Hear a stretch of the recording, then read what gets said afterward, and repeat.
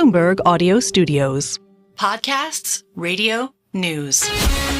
This is Bloomberg Businessweek. Insight from the reporters and editors who bring you America's most trusted business magazine, plus global business, finance, and tech news. The Bloomberg Businessweek podcast with Carol Massar and Tim Stenovec from Bloomberg Radio. It is Bloomberg Businessweek. Shares and Meta platforms bouncing around, but up about 5% in the after hours. Now, the company did report second quarter revenue that beat estimates. Revenue coming in at $39.07 billion. That's a 22% year over year increase, beating estimates of $38.34 billion. And that family of apps revenue, that is the core business, $38.72 billion in the quarter, up 22%. Estimate was for $37.76. Carol highlighted the CapEx. The company's seeing total CapEx 37 to 40 billion, where investors saw 35 to 40 billion. The estimate was for $37.53 billion. So again, what we saw from Microsoft and what we saw from Alphabet. Here's what I'm going to say. Their bread and butter is advertising. They did report better than the sales for the second quarter. So again, our right through, I'm looking at Kurt Wagner, offering evidence that the company's heavy investments in AI are helping it sell more targeted and personalized advertisements. That is still their bread and butter. So if they are saying we are spending, guys, and we're going to spend even more, but look at the results from the past quarter. And that's where I'm trying to make sense of the stock being up here in the aftermarket, up 5%. It's not like people are saying, oh my God, what are you spending all this money on? You all thought that AI was going to make our jobs easier, when in reality, it just makes Facebook better at targeting ads to you. Yeah, right? So, yeah, well done, Meta. All right, so let's get to it. Our team coverage with Bloomberg News contributor John Ehrlichman joining us from Toronto, along with Bloomberg News social media reporter Aisha Counts joining us in Chicago. Aisha, I want to start with you. How did Meta do? I mean, I think you said it earlier. They beat on everything, right? Their revenue beat expectations, actually the top end of what analysts expected. And they also beat on the amount of users that they have. I mean, they beat in every dimension.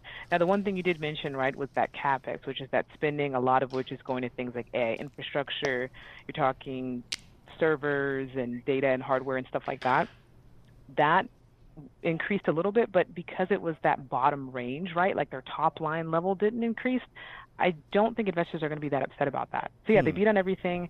Changed a couple things, but I think overall it's good for them. Hey, John, what sticks out to you here? You've had a few minutes to go over these numbers. What sticks out to you? Just, Tim, that Mark Zuckerberg and Meta seem to have the script down pretty cold at this point. I mean, building on everything you've said, here is a company that over the last couple of years has learned its lessons when it comes to what starts to make Wall Street uncomfortable on the spending front. And I think that the fact that as you guys highlighted earlier, that they can make the case that the revenue that came in stronger than expected gets assistance from the investment that's coming from all this AI focus, that seems to be a helping hand here. I would add, though, that if you go back to the last quarter, remember, and by the way, this stock always moves a lot.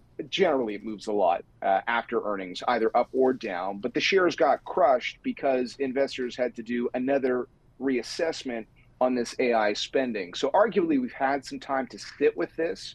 And even the stock price, I know it's up a lot this year, but at last check, it was coming into this earnings report a little bit lower than where it was heading into the last quarter. So I don't think anyone would have been surprised to see a big spending bill, but you have stronger than expected numbers. And remember, this is also the company that's starting to find shareholder-friendly tricks in its playbook. They issued their first dividend, and they're buying back a lot of stock. So they've got the levers they can pull.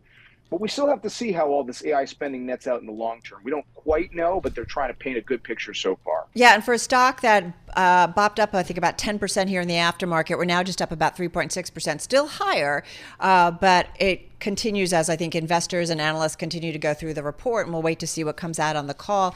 Having said that, John, how does Meta square with some of the other companies that we are so intently focused on their AI spending and their AI ROI, return on investment? You know, everybody is in an arms race here. And I think at the end of the day, Carol, you could make an argument that because Alphabet came first and investors got a little jittery on the roadmap for the spending on AI and the return on investment, remember that coming into this week, tech had been pretty roughed up. So it almost, dare I say, set the bar lower for the tech giants that would be putting out numbers this week. I think that at the end of the day, longer term, and Mark Zuckerberg said it himself in his interview with Emily Chang not that long ago, there is a possibility that all the spending they are doing today might be an overshoot, but they're right now trying to build a future where engagement can be increased through AI, that advertisers can have better, more targeted ads through AI, that they can have a much cleaner thread between software and hardware, like the glasses you're talking about. I think they really like where this story is going over the long term. They're probably getting a boost as well, just because there's a lot of eyeballs on big events right now, like the Olympics, and so they can benefit from that. But there's, the other side of AI that we don't know a lot about. Mark Zuckerberg spent a lot of time in front of lawmakers in Washington over the last decade. People are still a little concerned, maybe more than a little concerned, about the ramifications of all this AI technology that they're weaving into the Meta ecosystem. But, at the end of the day, if they can keep the bottom line in a relatively clean manner and keep growing the revenue story, Meta is in a position to have arguably a cleaner quarterly story than some of its peers. Aisha, can you talk a little bit about the integration of Llama and AI into Meta Platform's family of apps? Carol and I were joking about the idea of the result of all this investment in AI is just better targeted ads. It's funny because Meta is one of those companies where the AI is all behind the scenes, right? So obviously they've been using AI for years, for decades, to recommend content on your feed, whether that's on Instagram or Facebook, whether that's posted images or videos. And so a lot of it goes towards that. But then they've also released new products like AI chatbot that you can talk to, right? So Meta AI, if you go on Instagram or Facebook, it'll pop up and you can ask it questions and things like that. And so you see some product experiences. They also had rolled out some things like celebrity chatbots, so you could chat with a chatbot that looked and sounded like, Tom Brady, for example. I knew you were going to say Tom Brady. Yeah, they recently showed. I remember he showed that off, right? Yeah, they showed that off, but then they shuttered it recently, and so it's like, how much are those products and services really moving the needle for them, or is it really just, again, like you're saying, going back to the core advertising business, going back to the feed, and how do they recommend content that users actually want to watch and view? Can I help me out here? Is there something in this release that shows specifically, is there a number or something that says, yep, here's our AI investing and here's how it paid off? I mean, or John, do we just assume that if the revenues is beating, that it's because of AI spending? You know what I mean?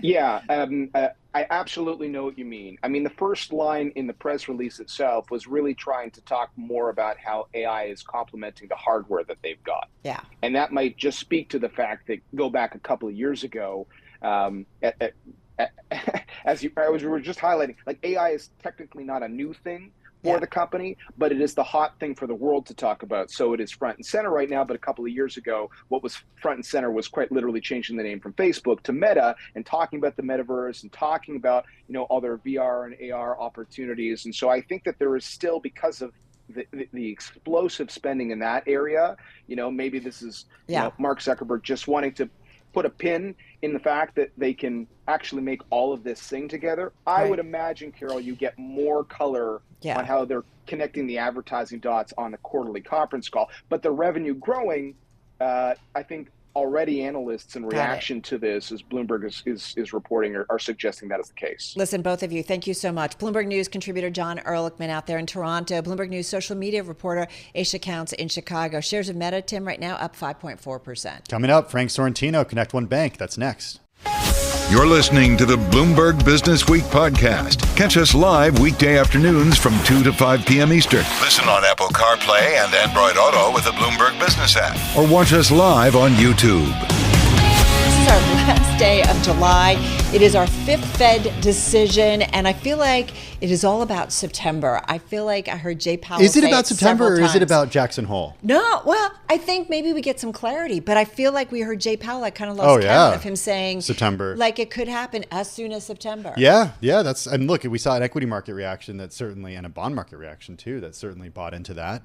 We just heard the numbers from Charlie, but still the S&P 500 up 1.7% right now, the Dow up 0.5 percentage point, while the NASDAQ Composite up 2.7% off of earlier highs. Yeah, absolutely. The other thing, let's throw into this, because we did get some headlines in terms of those tensions, war, that we continue to see out of the Middle East. Specifically, we did see oil jump above 4%, jumping the most since October after Hamas said Israel killed its political leader, stoking tensions in a region that produces around a third of the world's crude. What's interesting is that it sounds like Iran is getting ready to do a counterattack. So we are watching that very, very closely. But we're going to focus certainly on the Fed decision. And let's not forget another of the Mag 7 reporting after the closing bell, Meta Platforms. Yeah, we'll bring those numbers to you as soon as we get them, including, too, Carol, an interview before that with the CEO of Connect One Bank Corp, Frank Sorrentino, who's going to be back with us. He's going to talk monetary policy and rates, small business activity, and the environment for lending. It's a great lineup, folks. So let's get to it. Let's get to our drive to the close with about 11 minutes to go.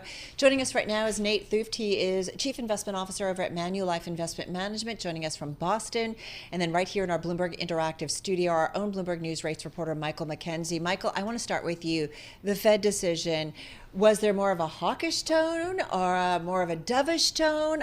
It did feel like rates all along the U.S. curve moved up a little bit initially on the decision. They did, Carol. I think initially the statement was viewed as being a little bit more hawkish than anticipated. And then Powell began talking. And as he slowly but surely continued on and was asked more questions, he started peppering his conversation with expressions like, there's real downside risk to labor. He talked about we're nearly going to go. He kept mentioning September. Yeah. And I lost count of how many times I felt like he said September. And I think and you could start to see, we saw the 5-year make a new yield low for the day, below 3.99. And then once the press conference finished, the market really took off, on those Iran headlines, I think, but also because it's month end and people now need to buy bonds. So I think they were waiting to see what was happening, what Powell would say. But I think the broad takeaway for the market here is he's put September clearly on the table. He did mention, actually, that they did discuss a rate decision for July. I also thought that was which also got the market kind of go, oh, here we go. Yeah. And I think, and if you look more out over the next 12 months, the market's gone from pricing about 150 basis points of cuts to 160 now. So they're ready to go. Okay, he did mention September quite a bit, Michael, but he also said we've made no decisions about future meetings, and that includes September. We will be data dependent, but not data point dependent. Yeah, that was an interesting. He tried. I think that was a shot across the bow of the bond market. With the totality of data. But here's the bond market perspective. Inflation's moving in the right direction. You've mentioned labor weakness is potentially the big downside source of risk here. The next two payroll reports matter a great deal, particularly after what we've seen this week from the Employment Cost Index, what we've seen from ADP today, and what we saw from the JOLTS. Right. So everything's lined up, but again, you need to see a materially weaker number over the next 2 months in payrolls to get this. I just want to remind everyone listening, Michael McKenzie told us this last week. So we knew this was coming, Michael, and you have not shifted your view on it. Well, I'm just reflecting what a lot of smarter people tell me every day. That's why he's become kind of a member of our team. He's a go-to, no question. All right, let's go to Nate right now, Chief Investment Officer at Manulife Investment Management, Nate Thuft, out there in Boston. Nate, what jumps out for you in terms of today's Fed decision? Yeah, what I was surprised by, obviously the market had priced in a lot for this in anticipation of a fairly dovish statement in my view. And I actually interpreted it as pretty dovish. Basically, every edit they made in the statement was leaning towards a dovish outcome.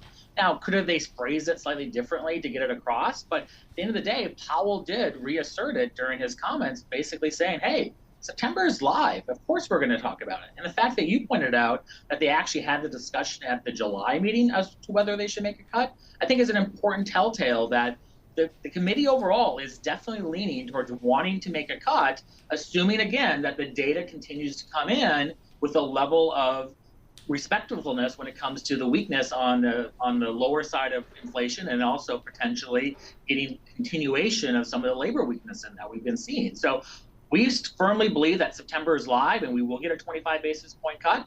We're also in the camp that we could still see as many as 3 quarter-point cuts before the end of 2024. Okay, that's quite a few. Nate, what derails a September rate cut between now and then? Well, obviously the Fed is data dependent. They always have been and always will be. And I think it's important that they point out that they're not data point dependent versus broadly data dependent, because I think the trends matter more than any given data print. And it opens a window for them to have a little bit of flexibility around one bad data point or 2 bad data points by saying, hey, we're still looking at the overall trend. And so obviously, if we get really hot jobs data coming in the next 2 months, or we get a surprise uptick in inflation, which I think would be very surprising based on the data that we're seeing, that you would see that, but that could derail or delay the potential for a quarter-point cut at the September meeting. So it really is a much hotter data when it comes to the job market, and obviously inflation taking a reverse turn and going higher again. Well, so it's interesting, Michael McKenzie, I do wonder too that what Jay Powell also said is that there's a ton of data between now and the September meeting, and we shouldn't forget about that. Is it just reminding him that he's just going to go through it all, even though he kind of dropped September many times? Yeah, and I think also what was one of the more interesting lines he said was he was asked about rate cuts for this year, and he said he could see scenarios where you could have 0 or several. Yeah. And what the bond market really listened to, they didn't listen to 0, they listened to several, which means more than 2. And I think that was where the rally begins to get going here. I think this is a Fed that is leaning towards... And you say there's a rally in the bond market because people are saying, okay, we've topped out. We're going in terms of rates, so I'm going to, or what? Well, it's a rally because we're now at a stage where the cycle is turning. Mm-hmm. We're late cycle, and the Fed is about to cut. And if the Fed's about to cut, then the classic bond trade here is to get into the 2-year to 5-year. You're going to have to pay up to get in there now, but you're getting in there now because you know there's a wall of money sitting in T-bills that is going to come following you. And this thing could really shoot lower to the downside here in terms of rates before it's all ended. But so now there's a premium to be paid, and you're going to buy 2s and you're going to buy 5s, and the Fed's telling you they're ready to go. And it's just going to take a further softening in labor. They will cut in September. The question whether they cut more remains to be seen. But meaning they could do 50? Well, or not if they do 3 cuts this year. Oh, okay. I think Powell ruled out. You'd have to have something materially weakened dramatically in the next 2 months. You're just saying more frequency. More frequency. Hey, Nate, investors are not just focused on Jay Powell and the Federal Reserve and the data that we're going to get on Friday when it comes to the labor market. We did see stocks move lower after the New York Times reported that Iran's leader has ordered a direct strike on Israel in retaliation for what it said was the assassination of Hamas's top leader, while in Tehran. This according to the New York Times. How are you watching this as CIO at Manulife Investment Management? Just very briefly. I do believe that the market is underappreciating these risks. And keep in mind, there are a lot of risks out there. We have election risk dynamics that we've seen throughout this year, and there's more to come. We have geopolitical risks in the Middle East. And so I think the market is underappreciating the risk. And so one of the areas that we are focused on to potentially offset that is we are trying to add to our duration, both because of the Fed cutting cycle will begin, but also that there are these risks out there. So we're adding to duration in our portfolios. But similarly, we are trying to own some of these asset classes like energy where it will benefit from more geopolitical risk. For what it's worth, I did a little poll this morning. What's top of mind? Fed, earnings, U.S. politics, geopolitics. Fed was 34%, but in second place at 30% was geopolitics in terms of what's on everybody's mind. People also said getting a second cup of coffee and watching the Olympics, but that was add-on. Was that? Yeah, that was not. Those were write-ins. But I gave them 4 choices. Okay. Michael McKenzie, always appreciate your instant analysis. Rates reporter at Bloomberg News here in our studio. Nate Thuth, thank you so much as well. CIO over at Manulife Investment Management out there in Boston. You're listening to the Bloomberg Businessweek podcast. Listen live each weekday starting at 2 p.m. Eastern on Apple CarPlay and Android Auto with the Bloomberg Business app. You can also listen live on Amazon Alexa from our flagship New York station. Just say, Alexa, play Bloomberg 1130. Well, as Romaine Bostick said, cue Earth, Wind, and Fire. Fed Chair Jay Powell saying an interest rate cut could come as soon as the next meeting after the U.S. Central Bank voted to leave its benchmark at the highest level in more than 2 decades. That was widely expected. Here's what Jay Powell had to say today. Whether the totality of the data, the evolving outlook, and the balance of risks are consistent with rising confidence on inflation and maintaining a solid labor market. If that test is met, a reduction in our policy rate could be on the table as soon as the next meeting in September. All right, everybody, sing some Earth, Wind, and Fire. Could be on the table. He said September an awful lot. Yeah, now is on the table, but could be. Could be. But like I said, I lost count of how many times he said September. Well, with more on today's decision and Jay Powell commentary, let's head to a member of the banking community, always sensitive to Fed moves. Back with us, a guest who's continued to remind us since late last year about the, quote, robust parts of our economy, even when others were talking about a possible recession, and also to remind us that historically interest rates are still low. Perspective and context. That guest, Frank Sorrentino, Chairman and CEO over at Connect One Bank, the publicly held New Jersey-based community bank. It's got about a $930 million market cap. He joins us from Englewood, New Jersey, where I was born, Englewood. Frank Sorrentino, great to have you back with us. First of all, I have to... Great to be back, Carol and Tim. When we were prepping for this, Tim and I, remembered that the last time we talked, your market cap was about $677 million. We were looking at our old notes. It's now dramatically higher. Your stock is up about 40% since we last talked after the June Fed meeting. It's like 6 weeks ago. It's unbelievable. What has happened? Well, I think part of it is just a sector rotation into banks, right? Banks have been really pummeled over the last, I'll say 6 months, 9 months or so. And I think when investors look out over the next 6 or 9 months, they're absolutely seeing that banks are going to begin earning at higher levels in general. Lower rates will help with that, more liquidity in the marketplace, and I know I've used the word robust, but a robust economy where lending takes place again. We're beginning to see banks making more loans over time. I have to say, if I look at the KBW Bank Index, which is a broader measure of the banking sector, it's only up about 14% in that time. I mean, you guys aren't in play or anything, right? There's nothing you want to share with us? Nothing I want to share, of course. Connect One's doing a great job of satisfying its clients' demands here. And, we are a little bit unique that we're centrally located here in the New York metro market. Mm-hmm. And so anybody looking for a play in what I believe is one of the best markets in the country in our size range, well, Connect One's the place. Oh, interesting. Okay. So wait, you are in play? What do you mean? What do you mean? No, I'm just saying anyone who's looking to invest in the New York metro market area in banking, we're one of the names that'll come up. Right? Okay, not necessarily a larger bank coming in and gobbling you up. No, I just meant anybody who makes investments in banks. Okay. And in their stocks. Okay, let's get to the Fed a little bit because we last talked to you following that FOMC decision in June. We got another one on the books. What was of note to you in the Fed commentary and especially in Jay Powell's press conference today? Look, I think Jay Powell and the Fed have been very consistent about looking at the data, looking ahead, thinking about how to land this, where we are today. I think we pretty much have in the books a soft landing. We've been talking about it for over a year. It looks like that is exactly what's going to happen. Consumers still spending. People still have their jobs. Inflation is coming down. Things are normalizing again. We are, as I've mentioned before, yes, in a higher rate environment, but not a high rate environment. Business is still taking place. Folks are pretty much doing all the things they want to do. You still can't get a house or an apartment that you want. The demand is there. So I think they're looking at the data and saying, okay, things have come off the high. So we don't see as much positive momentum in the market as we saw before, but it's still a robust market. So yes, I think we will see time for the overnight rate to come down a little bit. We are in an inverted yield scenario, but the 10-year is still at over 4%. So I think we're in a good place, and I think they believe they can lower rates a little bit, which would be great for banking. and it'll be great for the economy going forward. Well, give us a little bit more color, if you can, around your loan book, what it looks like, whether it's for small business, for the housing area, the construction. What can you tell us?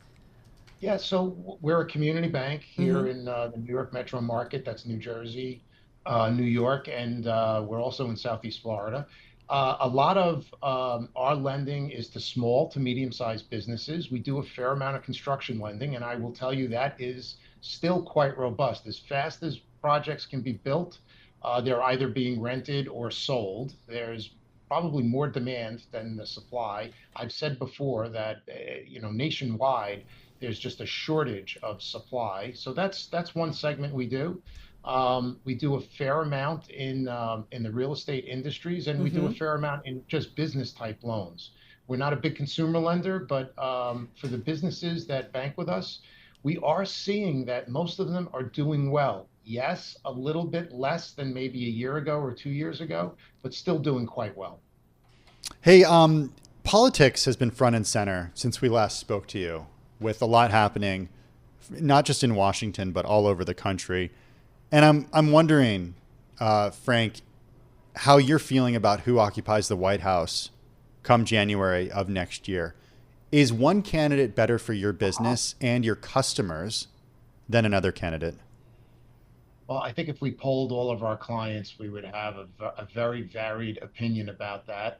I would say to you that, one of the great things about our country is no matter who occupies the presidency or any of the national level offices, we always seem to do well. And so I have the utmost confidence that the electorate will make the right decision, and we'll live with whatever the choices are at that time. And we've done incredibly well under administrations from both political parties. So I don't spend a whole lot of time thinking about that. Interesting. What about, though, something you probably do think about is obviously Fed policy, which is why we'd love to talk to you about it.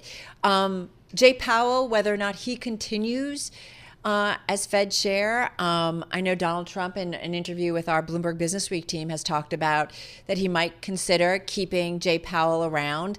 How do you think about that in terms of a new Fed chair, and maybe, it takes a while for someone to get a little bit acclimated maybe to the job.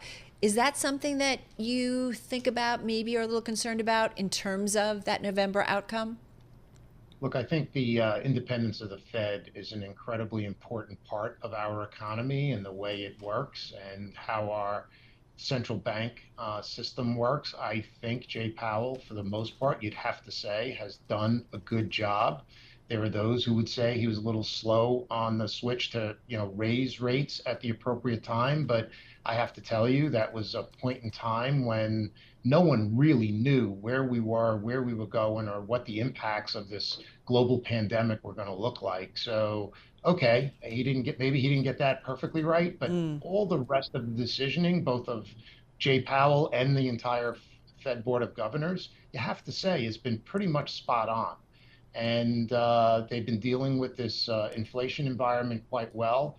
I'm happy to see him, play out the rest of his term for I guess it's the next 2 years or so. Yeah. And I'm confident we'll have the right Fed governor in place, irregardless of what administration takes over in November, and that the Federal Reserve itself maintains its independence. And yes, it is an incredibly important part of our economy. Yeah, most people would agree with you, no doubt about that. Frank Sorrentino, thank you as always. Always appreciate getting some time with you, especially when it comes to Fed policy and after decision. Really helpful for us. Frank Sorrentino, Chairman and CEO over at Connect One Bank. I think last time he was on with us, we were waiting on a political speech that was very, very delayed. And Frank came on after being so patient, and we had him for like 2 minutes. And then we had to leave him. We got a lot out of him, thanks though. for coming back, Frank. Do appreciate it.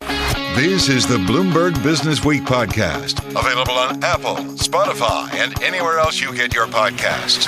Listen live weekday afternoons from 2 to 5 p.m. Eastern on Bloomberg.com, the iHeartRadio app, TuneIn, and the Bloomberg Business app. You can also watch us live every weekday on YouTube and always on the Bloomberg Terminal.